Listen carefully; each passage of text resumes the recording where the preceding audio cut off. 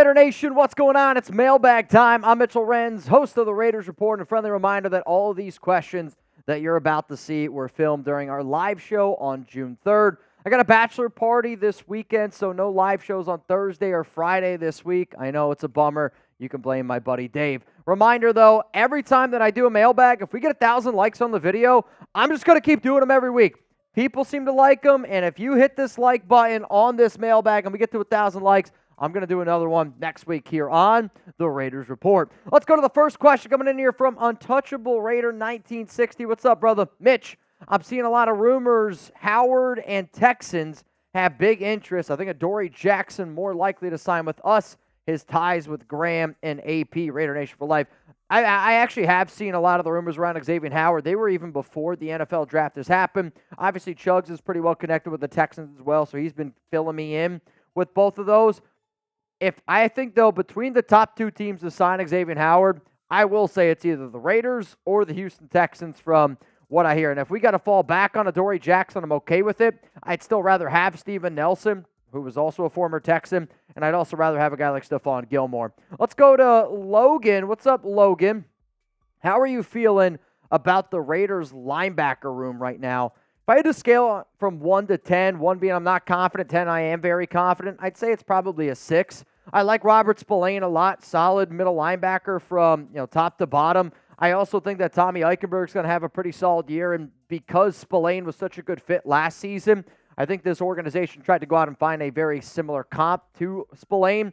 Diablo needs to be able to stay healthy, hoping that he can do a good job. Amari Burney is someone that I actually think is going to make a bigger impact on special teams. Outside of that, though, Luke Masterson, I don't think ends up making this roster. Butler can never stay healthy. I believe that the Raiders end up keeping 4 linebackers on their 53-man roster. Let's go to, wow, what a name, Tony Perkins. And this is like the original, who's like the crazy guy now that never gives up? David Goggins. Tony Perkins was the original David Goggins. Let's just say that. This is actually also one of my favorite movies of all time, so whoever this is, shout out to y'all.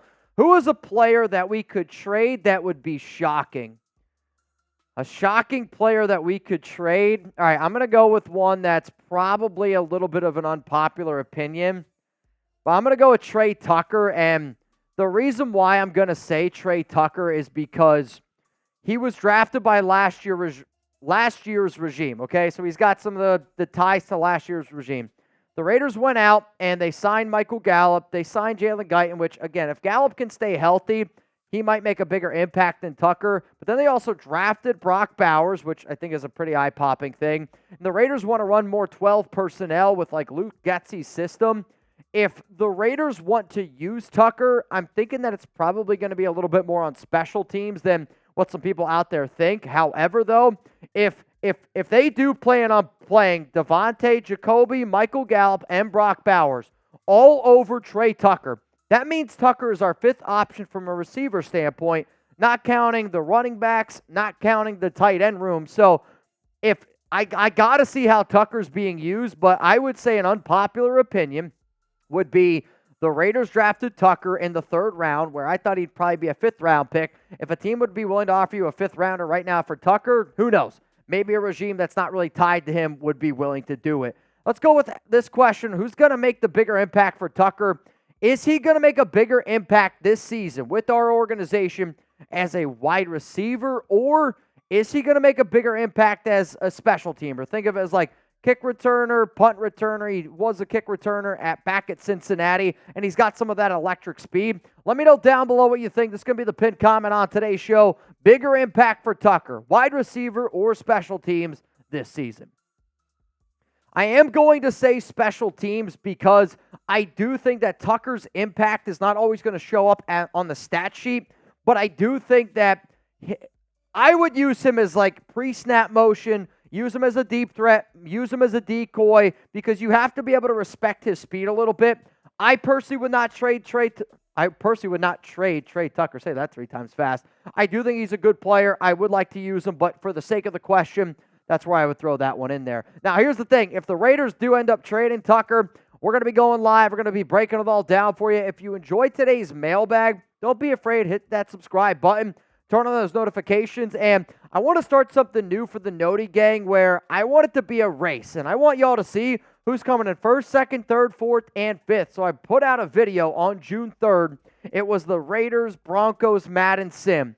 And the people that were the fastest to get in the comments, the people that are part of that Noti gang, are the people that you see up on this list right here. So Jaime, right now, king of the Noti gang. Shout out to him. If you want to see your name on a future show, here you go. Hit subscribe button. Turn on that notification bell. Let's go to the Great Tuna. You both have opinions. Talk DC, Mitch, and Trizzy. I'll say this. I think Derek Carr would be, I think he's better than Gardner Minshew. I think Derek Carr is better than Aidan O'Connell. However, though, I'm not going to pay Derek Carr the amount of money than what the Saints did. Good QB. Raiders probably would have been a playoff caliber team last season. They would be a fringe playoff caliber team this year with DC. But, I don't think Derek Carr is going to actually ever win a Super Bowl. And you've already heard some of the rumors around the Saints potentially, I don't know, looking at a guy like Spencer Rattler. Trace does our Saints show. Trace, if you want to chime in on your honest opinions about DC. Yeah, I think that Derek Carr could be not in the hot seat, but I think that he has the ability to possibly find himself, in some trouble in the near future. Obviously the Saints have a new offensive coordinator in Clint Kubiak. Yep. Pete Carmichael's offense last year, super stale, super boring, statistically the worst offensive coordinator. But that doesn't create excuses for a 10-year vet. Yeah. I think that Carr definitely could be better. I think that there's also a ceiling that we know what it is, and it's kind of up to Derek as to how far he wants to go with this Saints team. My question for you is: the Raiders play the Saints Week 17. What percentage of chance would you give that Derek Carr is the Saints starting quarterback that game? I think it's 100%. Okay. Jake Haener right now has been actually leading the QB2 competition in New Orleans. Okay. Spencer Rattler, 5th-round pick. Very high ceiling, but you got to hone that skill set in. So I think that they're going to roll with DC. Plus, he's very healthy, and he's a tough guy. Got to give him that credit. So I think that he will be the starter for that Week 4 matchup. 17. Week 17. I said Week 4.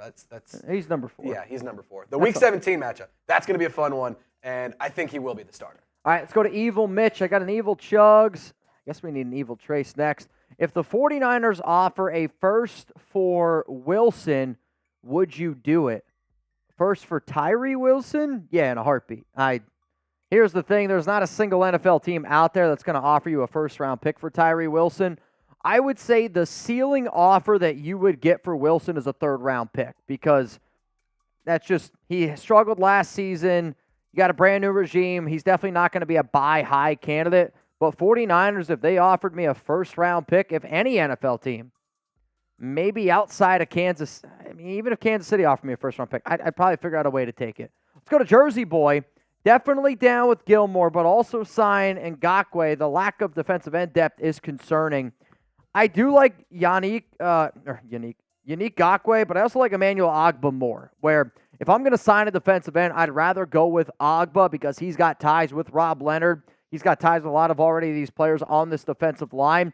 So if you wanted to go with somebody who you could probably get for cheaper, I do think Ngakoue would be cheaper than Ogbah. And again, I've been looking for this like Benson Mayowa third down role type of player because Ngakoue's horrific as a run defender.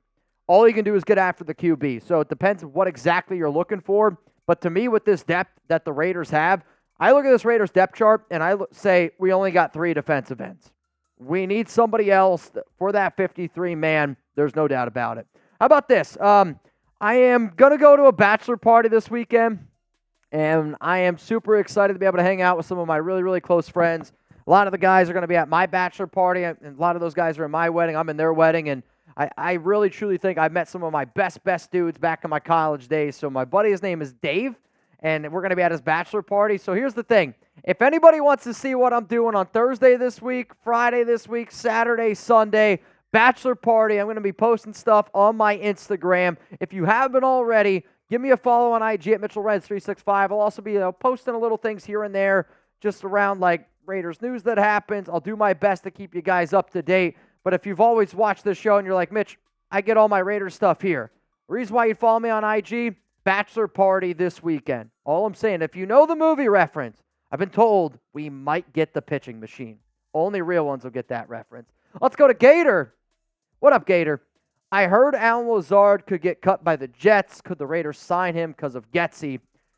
I actually heard the exact opposite today, and again, I'm recording this on Monday, that the Jets plan on keeping Allen Lazard. I think the reason why Allen Lazard was signed in New York is because of Aaron Rodgers.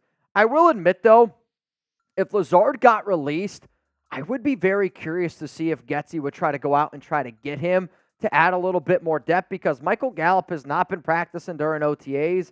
Guyton has got some injury concerns as well, and even though Lazard's not fantastic, I will say this, his best seasons did come with Luke Getsy, can be a little bit of a field stretcher. So just a name to at least think about, to consider, but I'm not going to go out of my way to figure out a way to bring Allen Lazard to the silver and black, because it would be a lot more expensive than what you're paying Guyton, what you're paying Michael Gallup. Let's go to Melly. What's up, Melly? Scenario, Raiders are 7-7. Aidan O'Connell or Minshew season is over. Do you sign Tom Brady? I don't know if you'll be able to sign Brady, for one, because of the NFL rules with him being an owner. I said this, though. There's no way any person alive, if I told you right now, would you rather have Tom Brady or Aidan O'Connell, Gardner Minshew in the playoffs? I'm taking Brady in the playoffs. And it's not a rip against Aidan. It's not a rip against Gardner. It's just, I would take Tom Brady if it came to playoff time. If you're 7-7, I'm saying you're either going to go with Aidan O'Connell or Gardner Minshew, right? And there's that other part of it, is if those guys get you into the playoffs, you almost have to roll with them. But 7-7, you got to go, to me, if the Raiders want to make the playoffs, you got to be a 10-7 football team. So you'd have to win out the remainder of your games. But I'm just going to have faith in Aidan and Gardner Minshew to get us to where we're going, because I know as a content creator, I should like talking about Tom Brady because it's the gift that keeps on giving. But there's a part of me that just wants to put the Brady rumors to bed, because I don't see him any way, shape, or form coming out of retirement, man. And I don't see how it's possible. If you enjoyed this mailbag, here's the thing. I do a mailbag once a week until you guys don't like the video. If you want to check out the mailbag that I did last week, which is around Aidan O'Connell, Gardner Minshew, I get asked the question about the Raiders trading for a quarterback. Tons and tons of questions. All I'm saying is go check out the mailbag that I made last week here on the Raiders Report. Let's go to Lance Smith. What's up, man? What's your favorite Raider of all time? Bo Jackson, I think he's the greatest athlete of all time. Charles Woodson has to go on that list. My dad's favorite Raider is Jim Otto, R.I.P. to the great. I also say Howie Long's got to be up there. Those are probably, and then I'll say right now, Max Crosby is my favorite Raider, and I'll probably go on my tombstone saying Mad Max will probably be my favorite Raider of all time. Let's go to Ron. Do you think Laube has more or less than 5 total touchdowns on the season? I'll take the less, and I'm hoping that Laube is a big contributor. The real question is, though, how much work is he going to get? Because if he gets around 20 to 25 catches, I'd be like, oh, wow, it's pretty good for a rookie, considering the fact that we don't know exactly what his role is. But more or less 5 total touchdowns, I'm going to take the less on that one. Let's go to Brick. I love Lamp. If Kolton Miller is hurt, what? Oh, if Kolton Miller is hurt, who is a free agent we could sign to replace him? Really, really hope he isn't. I'll be real. I don't actually think that the Raiders would sign a free agent to replace Kolton Miller. I think they already did that by signing Andres Pete, and Antonio Pierce said right away that he's going to be the backup to Colt, and he's going to predominantly be on the left side. If they, for whatever reason, aren't confident in Pete because of his past injury history, I'm going to throw out this name, even though he's got plenty of injuries as well. David Bakhtiari. Bakhtiari's played multiple seasons with Luke Getsy from their time with the Green Bay Packers, so that could be a name. I'll also throw out the name Charles Leno Jr. I think he might be the best left tackle left on the free agent market, but again, I don't see the Raiders signing a free agent if Kolton Miller is truly still dealing with that shoulder injury. Let's go on, man. Jeffrey, thoughts on your boy Tyler Jones' AFC West predictions video. Raiders go 6-11, and AP gets fired. Sounds like Colin Cowherd take. I mean, the more outlandish take in there is Antonio Pierce getting fired. I think the only way AP gets fired this year is if they legitimately don't win a game. So that one's not going to happen. And I'll say this, Tyler's not the only one to doubt the Raiders. The Raiders are doubted every single season. I feel like the last 3 years, the nation has been picked to finish last in the AFC West, and they just don't finish last in the AFC West. I think people that think that the Raiders are going to go 6-11 only look at the quarterback room. They're not looking at the defense, where the Raiders legitimately, to me, have a top 5 defense. They had a top 2 defense last season with Antonio Pierce, so I'm not really going to worry about it. People are going to pick the Raiders to finish last, and I'm okay with it. Pick the Raiders to finish last all you want. 6-11, cool, because I'll tell you this right now, I think the last time I saw the Raiders win total was 7.1 according to Vegas. I'm hammering the over on that every single day of the week. This was an 8-9 football team last season with Josh McDaniels and even worse quarterback play than what they have now. So they're going to surprise a lot of teams. I don't think they're going to be a Super Bowl caliber team. I don't think that they're going to be a team that wins 11 and 12 games, but I do see them being a 9-10 win football team this upcoming season. All right, y'all, shout out to everybody that's watching us live here. If you want, you made it this far in the show, let me know how many games you think the Las Vegas Raiders are going to win this season, and I'll try to do my best to find that prediction video. That way you guys can go wreak havoc over there at Chat Sports. We would definitely appreciate it here on the show. Again, y'all, shout out to the nation. I think I got one more. No? Shout out to the nation again for tuning into the Raiders Report. Next time you guys will see me live, if you're watching this live, will be tomorrow, Tuesday, 4 p.m. Eastern Time. If you're not watching this live, the next time I'll be live is next Monday, a week from now, here on the show.